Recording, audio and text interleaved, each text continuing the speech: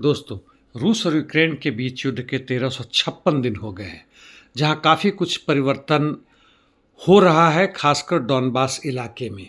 Hamas और Israel के बीच युद्धबंदी के 33 दिन हो चुके हैं। हालांकि इस युद्धबंदी का असर इसराइल के ऊपर कुछ नहीं है, जैसे उसके ऊपर कोई प्रभाव ना हो, और वैसी स्थिति वह लेबनान में हिजबुल्लाह के खिलाफ कर रहे हैं। लगातार बमबारी जारी है। सीरिया के तथाकथित राष्ट्रपति अल शरा कल ट्रंप से मिले हैं और पूरी दिखाने की कोशिश की जा रही है कि अब वह पहले वाले आतंकवादी नहीं रहे।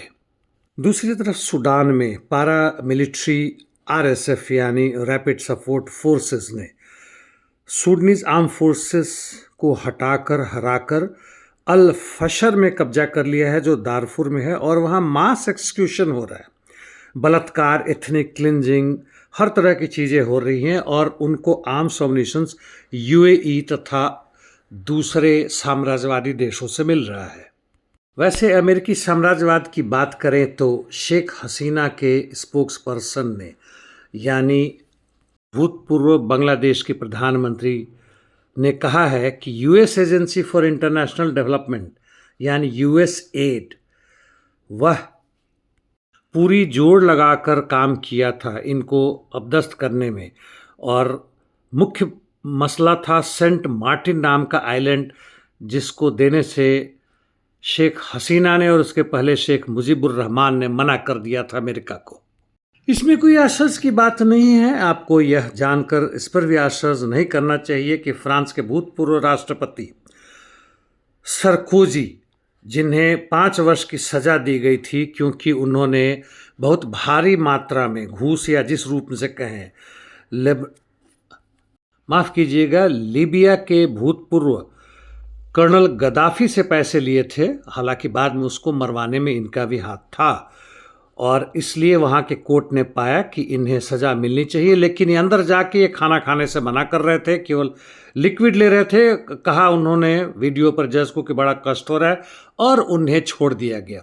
केवल बंधन यह है कि फ्रांस से बाहर जाने पर उन्हें शायद इजाज़त ना मिले।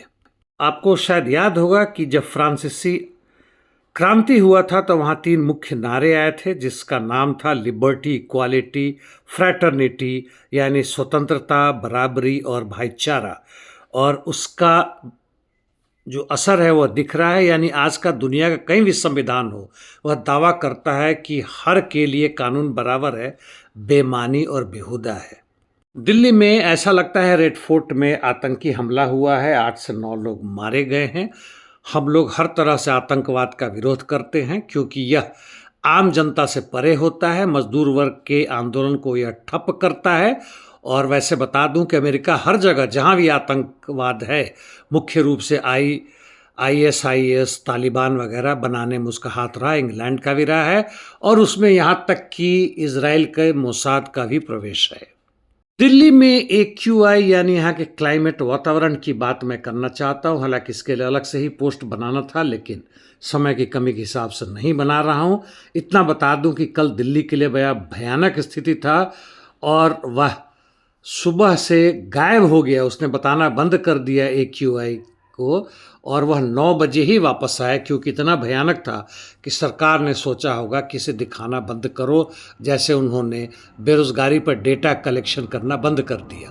पीछे में आप आज सुबह की स्थिति को देख रहे हैं, जबकि साफ़ सुथरा है, लेकिन अभी का AQI 635 है द्वारका में, जो हजार्डस में आता है, और PM2.5 यानी वह मटेरियल छोटे छोटे जो होते हैं वह 393 है, वह भी खतरनाक है स्थिति पर है।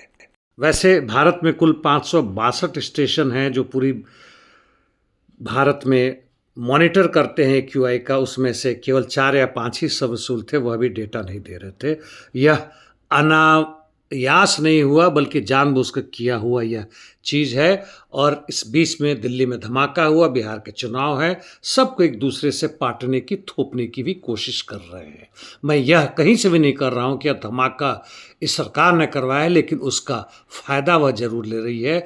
उनके जितने भी चमचे हैं, जितने भी RSS के ट्रोल्स हैं, सोशल मीडिया पर देखें, उन्हें एक टूल किट मिल गया, उसके आधार पर वह दूसरों को बस गालियां दिए जा रहे हैं, ताकि अन्य मसले, मुख्य रूप से जो पूंजीवाद के गर्भ से पैदा हुआ है, उसकी चर्चा ना करें। रूस यूक्रेन पर संक्षिप्त में जेलेंस्की ने कहा है कि रूस ने पोक्रोवस्क दोब्रोपिलिया में कोई खास परिवर्तन नहीं किया है और ना ही पूरे दोनेत्स्क क्षेत्र में है।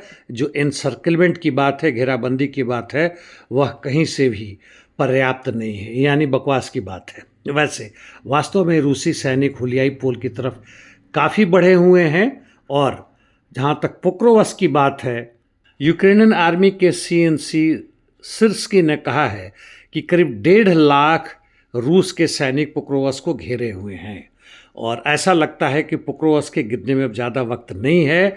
हालांकि रोडेंस्की यानी और उसके ऊपर तथा दोब्रोपिलिया जिसकी बात जेलेंस्की ने की थी, वहाँ पर यूक्रेन के सैनिक काफ़ी जोर से काउंटर अटैक कर रहे हैं ताकि वह रूसी सैनिकों को ज़बरदस्ती वहाँ पे खींच सके और पोक्रोवस्क को कुछ और समय तक बचा सके। और कॉन्स्टेंटिनोवका की तरफ भी बढ़त जारी है। सिवर्स्क में खासकर सिटी के दक्षिण पूर्व के आउटस्कर्ट्स में रूसी सैनिक कुछ दिनों में 4 किलोमीटर तक आगे बढ़े हैं।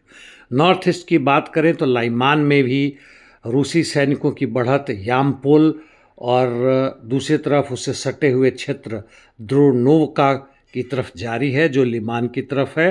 कुपियांस्क की स्थिति हालांकि उतनी खराब नहीं है जितनी पोक्रोवस्क की है, फिर भी यहाँ पे रूसी सैनिकों की बढ़त लगातार जारी है और उससे ऊपर में दवोरिकना में भी इन्होंने बोलोगोवका और उत्तरादने पर कब्जा कर लिया है। वोल्चांस्क में यूक्रेन के सैनिक दक्षिण से करीब करीब हट चुके हैं और रूसी सैनिकों का इससे सटे हुए प्राइलिवका में भी बढ़त जारी है। यानी यूँ लग रहा है कि वोल्चांस्क, दवोरिकना और कुपियांस्क अब एक क्षेत्र बन जाएंगे जहाँ तक युद्ध की बात है। सूमी में यूक्रेन के सैनिकों की थोड़ी सी बढ़त और मिली है ओलेक्सिविका में। इंटरडिक्शन मिशंस बहुत ज़बरदस्त जारी है। रूस की पूरी कोशिश है कि जहाँ तक यूक्रेन के एनर्जी सेक्टर की बात है, पावर जनरेशन की बात है, उसको पूरी तरह ठप कर दिया जाए। आज के लिए इतना ही दोस्तों, कल नहीं तो परसों फिर मिलेंगे। धन्यवाद।